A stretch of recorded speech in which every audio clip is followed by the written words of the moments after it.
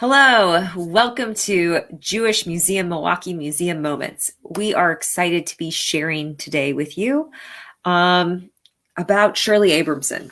Shirley Abrahamson was the Chief Justice of the Wisconsin Supreme Court, and she had a 40-year tenure on the Wisconsin Supreme Court aside from being the Chief Justice.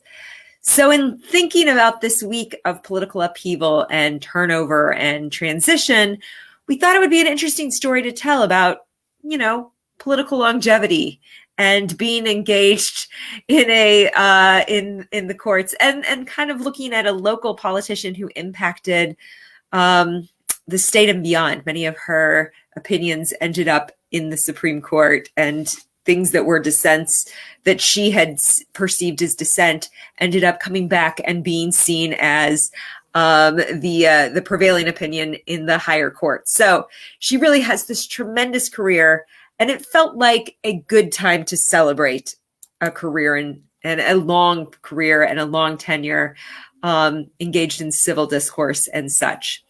So let's jump into Shirley and her story.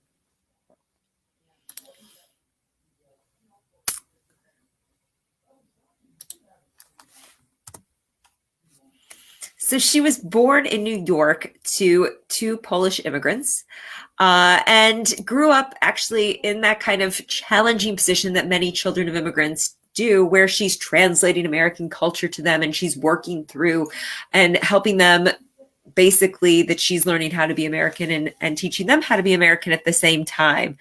And she was also born in the middle of the Depression. They owned a grocery store, so there was a little bit of stability, but there was this constant sense of, where they stood, how people matched up, things like that. Her parents' name were Leo and Celia Schlanger.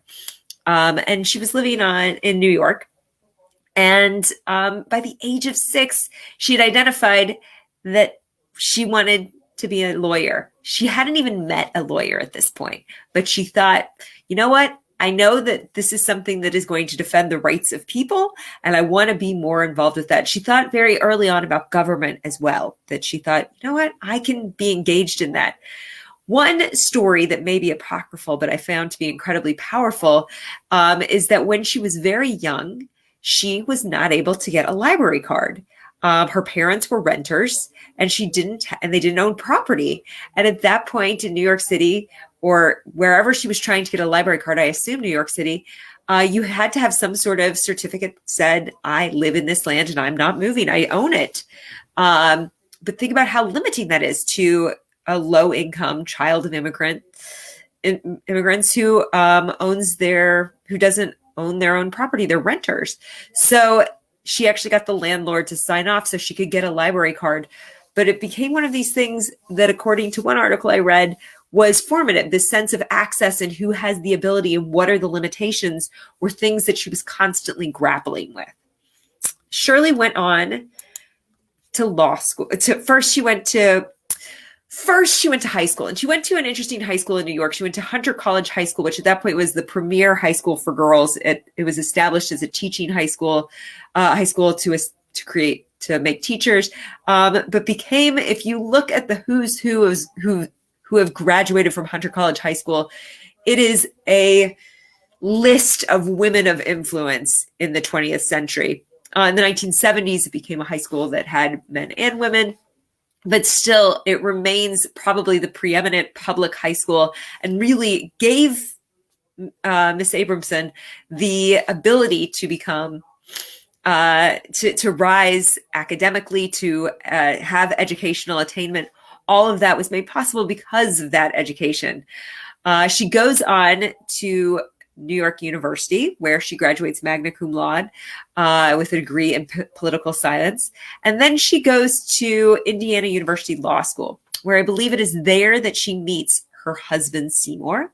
He is a professor of zoology he was a professor of zoology for many years and genetics at University of Wisconsin-Madison. And this is where I needed a little bit of personal insight. I'm not sure if it's his job at Madison or her PhD program at Madison that brought them to Wisconsin. But in any case, they arrive in Madison, where she completes a PhD in law. what's called an SJD. And then she takes this kind of interesting road where she both practices law and becomes the first partner at a specific law firm in Madison, and at the same time as practicing law, becoming the first woman partner there, that she also teaches law. And the teaching of law was incredibly important to her, that she saw the law as something that should be accessible to everyone and that should be the sort of thing that everyone had connections to and should feel comfortable with. And a number of the opinions that I read really come back to this idea of how is the law working for the people who are engaged in it.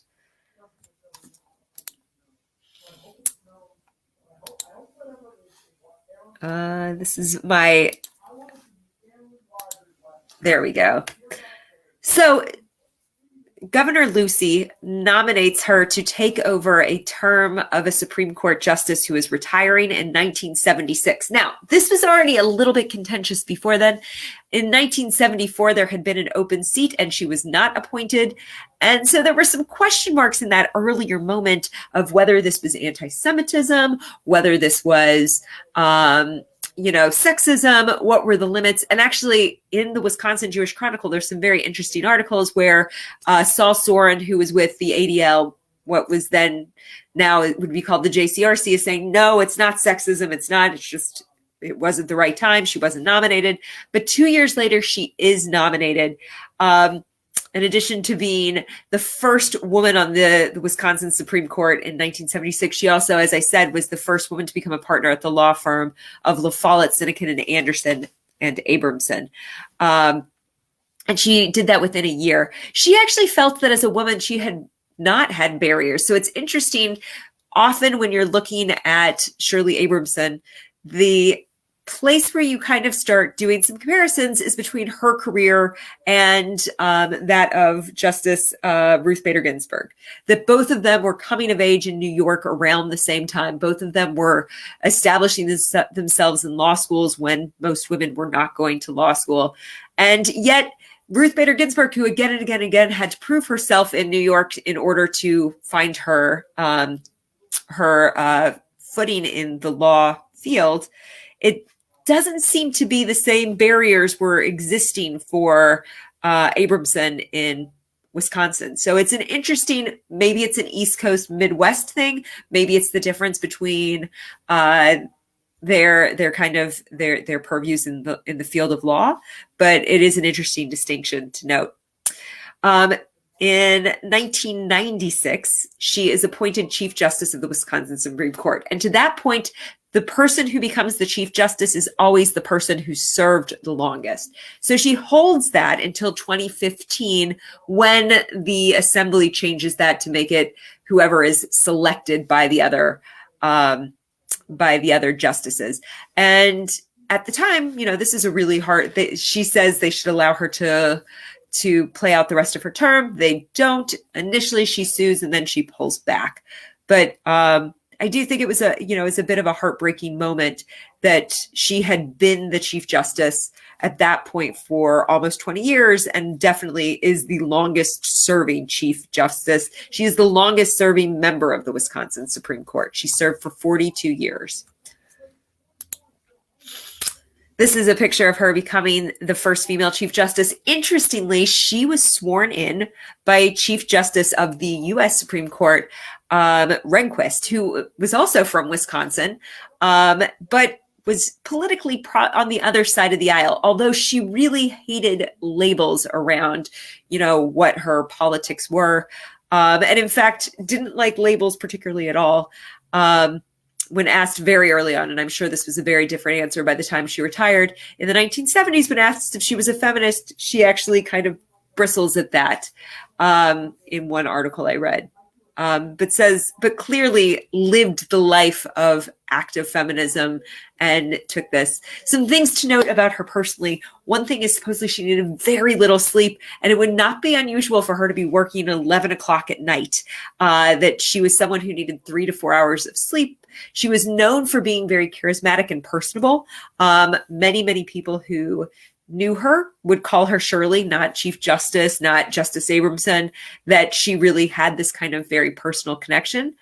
One of my favorite things is that she would always invite high school groups in to hear oral arguments in the Supreme Court because she wanted them to understand how this was part of a broader civic engagement, that they were part of the process. Shirley Abrahamson died at the end of December.